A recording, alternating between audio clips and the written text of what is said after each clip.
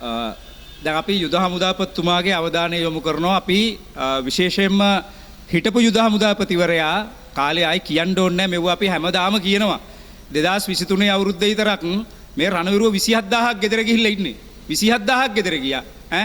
දැන් මොකද දැන් මේ පාබල හමුදාවේ තවත් නල්ල මලේ සෙල්ලමක් දැන් පටන් අරන් තියෙනවා.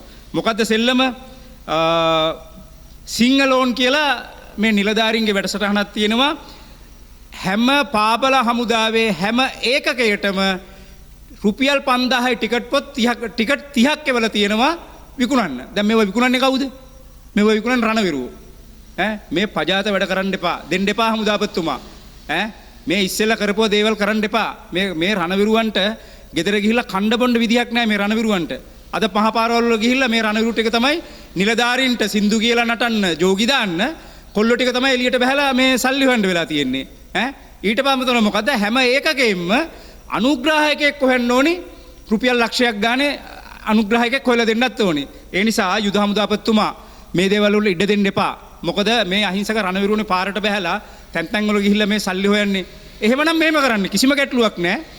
කිසිම රණවිරුවෙක් එළියට දාන්න එපා. සාමාන්‍ය සිබුළු ඒගොල්ලෝ එළියට දාන්න එපා. දැන් මේක නිලධාරීන්ගේ ෆන්ක්ෂන් එකක් නේ. සිංහලෝන් කියලා. ඉතින් එහෙනම් කරන්න තියෙන එකම දේ මේ ටිකට් 30ම දෙන්න 5000 ටිකට් 30ම දෙන්න නිලධාරීන්ට දෙන්න 5000 ගානේ දෙන්න කියලා.